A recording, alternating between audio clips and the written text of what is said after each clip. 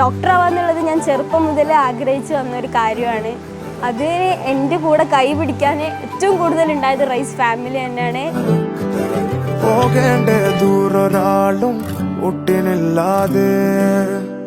Exam ഹാളിൽ കയറി question paper biology തുടങ്ങി, കെമിസ്ട്രിയും കഴിഞ്ഞു. അപ്പോഴും എനിക്ക് ഫിസിക്സിൽ പ്രതീക്ഷ ഉണ്ടായിരുന്നു. എൻ്റെ സ്ട്രോങ് പോയിന്റ് ഫിസിക്സ് ആയിരുന്നു പലപ്പോഴും. പക്ഷെ ഫിസിക്സിലെ ഫസ്റ്റ് ക്വസ്റ്റ്യൻ കണ്ടപാടെ എൻ്റെ കിളി പോയി. എക്സാം ഹാളിൽ ഞാൻ കരഞ്ഞിട്ടാണ് ഇറങ്ങിയത്.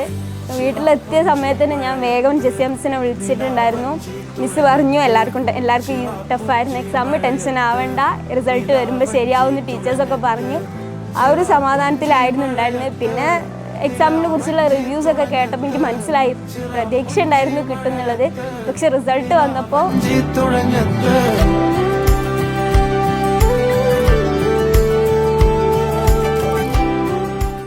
ഹായ്, എൻ്റെ പേര് നാജിയ.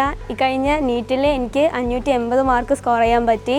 അതിൻ്റെ ഏറ്റവും വലിയ കാരണം എന്ന് പറയുന്നത് റേസ് തന്നെയാണ്. റേസ് ഞാൻ ചൂസ് ചെയ്യുന്ന സമയത്ത് റേസിനെ കുറിച്ച് എനിക്കൊന്നും അറിയില്ലായിരുന്നു. പക്ഷെ ഞാൻ അവിടെ ചെന്നപ്പോഴാണ് എന്തുകൊണ്ടാണ് റേസ് ബെസ്റ്റ് ആയതെന്ന് എനിക്ക് മനസ്സിലായത്. കൺസിസ്റ്റൻസി ആയിട്ട് കുട്ടികൾക്ക് എങ്ങനെ പഠിക്കാൻ പറ്റും, അതിനുള്ള പ്രോപ്പർ പ്ലാന് ഒരു അക്കാഡമിക് ഇയർ തുടങ്ങുന്നതിന് മുമ്പ് തന്നെ അവർ പ്ലാൻ ചെയ്ത് വെക്കുന്നുണ്ട്. പിന്നെ നമ്മൾ ഒരുപാട് എക്സാംസ് എഴുതുന്നുണ്ട്. ഒരു ചാപ്റ്റർ തുടങ്ങുന്നത് മുതൽ ആ ചാപ്റ്റർ എൻ്റെ ഇന്ന് വരെ ഡെയിലി എക്സാംസ് ഉണ്ട്. അതുപോലെ വീക്കിലി, മന്ത്ലി, അത് കഴിഞ്ഞ് റേസിൻ്റെ mega exams, Onam super star, ഇതിനൊക്കെ സ്കോർ ചെയ്യുന്നവർക്ക് പ്രൈസും കൂടി കൊടുക്കുമ്പോൾ ഓരോ കുട്ടിക്കും അതിലേക്ക് എത്താൻ വേണ്ടിയിട്ടുള്ള ആഗ്രഹം കൂടി തുടങ്ങും.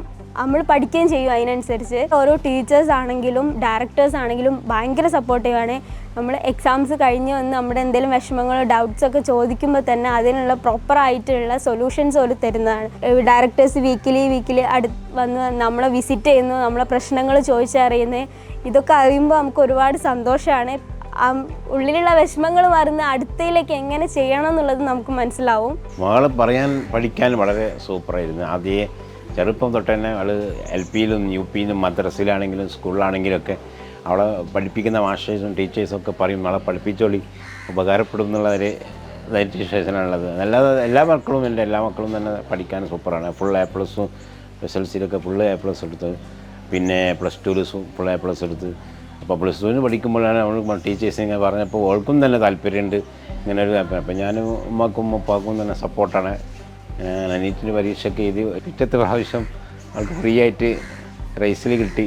റേസിൽ സൂപ്പറായിട്ട് നല്ല ടീച്ചേഴ്സിൻ്റെയും അവിടുത്തെ മാഷന്മാരും അവളും എല്ലാം നല്ല പരിശ്രമത്തും കൊണ്ടാണ് ഈ നിലയിൽ എത്താൻ സാധിച്ചത്. ഞാൻ ഫസ്റ്റ് നീറ്റ് എഴുതിയ സമയത്ത് ഞാൻ കൺസിസ്റ്റൻ്റ് ആയിട്ട് പഠിക്കാറുണ്ടായിരുന്നില്ല. ഞാൻ ഡേ സ്കോളർ ആയിട്ടായിരുന്നു. അതുകൊണ്ട് വീട്ടിൽ വന്നിരുന്നിട്ട് ഒരു പ്രത്യേക ടൈം ടേബിൾ ഒന്നും ഉണ്ടായിരുന്നില്ല. റേസിൻ്റെ ഹോസ്റ്റലിലായിരുന്ന സമയത്ത് രാവിലെ എണീക്കുന്നത് മുതൽ രാത്രി കിടക്കുന്നത് വരെയുള്ള ടൈം ടേബിൾ സ്കെഡ്യൂൾ ചെയ്ത് വെച്ചിട്ടുണ്ട്. ആ സമയത്ത് നമുക്ക് പഠിക്കൽ നിർബന്ധമായതിനോട് തന്നെ നമ്മൾ പഠിക്കുകയും ചെയ്യും. എന്നെ സംബന്ധിച്ച് എനിക്ക് ഫിസിക്സിനേക്കാളും ബുദ്ധിമുട്ട് വന്നിരുന്നത് ബയോളജി അതുപോലെ ഇനോർഗാനിക് കെമിസ്ട്രി ആയിരുന്നു.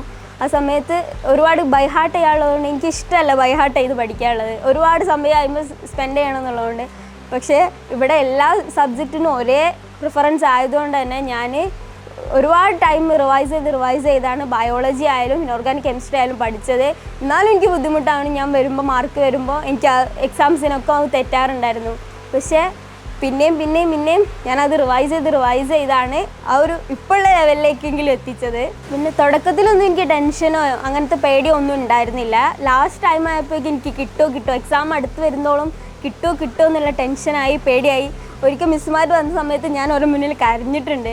എനിക്ക് കിട്ടൂല, എനിക്ക് പേടിയാവുന്നുണ്ട്, എക്സാം ഈസി ആവുന്നതിനനുസരിച്ച് എനിക്ക് ബുദ്ധിമുട്ടാവുന്നുണ്ട്, എക്സാം കുറച്ച് ടഫായാൽ മതിയായിരുന്നു. പക്ഷേ ഇത്രയും ടഫാവുമെന്ന് ഞാൻ ഒട്ടും പ്രതീക്ഷിച്ചില്ല. പിന്നെ ഡോക്ടർ ആവാന്നുള്ളത് ഞാൻ ചെറുപ്പം മുതലേ ആഗ്രഹിച്ചു വന്നൊരു കാര്യമാണ്. അത് എൻ്റെ കൂടെ കൈ പിടിക്കാൻ ഏറ്റവും കൂടുതൽ ഉണ്ടായത് റൈസ് ഫാമിലി തന്നെയാണ്. Big thanks to Rise. Exam ഹാളിൽ കയറി ക്വസ്റ്റ്യൻ പേപ്പർ ബയോളജി തുടങ്ങി, കെമിസ്ട്രിയും കഴിഞ്ഞു. അപ്പോഴും എനിക്ക് ഫിസിക്സിൽ പ്രതീക്ഷ ഉണ്ടായിരുന്നു. എൻ്റെ സ്ട്രോങ് പോയിന്റ് ഫിസിക്സ് ആയിരുന്നു പലപ്പോഴും. പക്ഷെ ഫിസിക്സിലെ ഫസ്റ്റ് ക്വസ്റ്റ്യൻ കണ്ടപാടെ എൻ്റെ കിളി പോയി. പക്ഷേ ഞാനത് പിന്നെ എല്ലാവർക്കും ഇതുപോലെ ആയിരിക്കും എക്സാം, ഞാൻ ഈ മൊമെൻറ്റ് കഴിഞ്ഞാൽ പിന്നെ എനിക്ക് വേറെ ഓപ്ഷൻ ഇല്ല, ഇതിൻ്റെ ലാസ്റ്റ് ചാൻസ് ആണെന്ന് വിചാരിച്ച് ഞാൻ ക്ഷമയോടെ ഓരോ ക്വസ്റ്റ്യൻസ് നോക്കി. എന്നാലും എനിക്ക് പല ക്വസ്റ്റ്യൻസും അറ്റൻഡ് ചെയ്യാൻ പറ്റിയിട്ടുണ്ടായിരുന്നില്ല. എക്സാം ഹാളിൽ ലാസ്റ്റ് ടൈം ആകും തോറും എനിക്ക് ഉള്ളിൽ പേടിയും കൈ വരയ്ക്കാനൊക്കെ തുടങ്ങിയിരുന്നു. എക്സാം ഹാളിൽ ഞാൻ കരഞ്ഞിട്ടാണ് ഇറങ്ങിയത്. വീട്ടിലെത്തിയ സമയത്തിന് ഞാൻ വേഗം ജെസിഎംസിനെ വിളിച്ചിട്ടുണ്ടായിരുന്നു. മിസ്സ് പറഞ്ഞു എല്ലാവർക്കും ഈ ടഫായിരുന്നു എക്സാം, ടെൻഷൻ ആവണ്ട, റിസൾട്ട് വരുമ്പോൾ ശരിയാവുമെന്ന് ടീച്ചേഴ്സൊക്കെ പറഞ്ഞു. ആ ഒരു സമാധാനത്തിലായിരുന്നു ഉണ്ടായിരുന്നത്. പിന്നെ എക്സാമിനെ കുറിച്ചുള്ള റിവ്യൂസൊക്കെ കേട്ടപ്പോൾ എനിക്ക് മനസ്സിലായി, പ്രതീക്ഷ ഉണ്ടായിരുന്നു കിട്ടുമെന്നുള്ളത്. റിസൾട്ട് വന്നപ്പോൾ ഞാൻ പ്രതീക്ഷിച്ച പോലെ തന്നെ, ഞാൻ പ്രതീക്ഷിച്ച അതേ മാർക്കിൽ എനിക്ക് നല്ല മാർക്ക് സ്കോർ ചെയ്യാൻ പറ്റി. എന്തായാലും ഞാൻ ഇപ്പോൾ ഹാപ്പിയാണ്. ഹോസ്റ്റലൊക്കെ സൂപ്പറാണ്, നല്ല പറഞ്ഞാൽ എനിക്ക് ആ ഹോസ്റ്റലിനെ പറ്റി നല്ല അഭിപ്രായമേ ഉള്ളൂ. 100% ഹോസ്റ്റലിൽ കുട്ടികൾക്ക് പഠിക്കാൻ, പ്രത്യേകിച്ച് ഞാൻ പെൺകുട്ടികളെ ഹോസ്റ്റലിൽ കണ്ടിട്ടുള്ളൂ റൈസിൻ്റെ.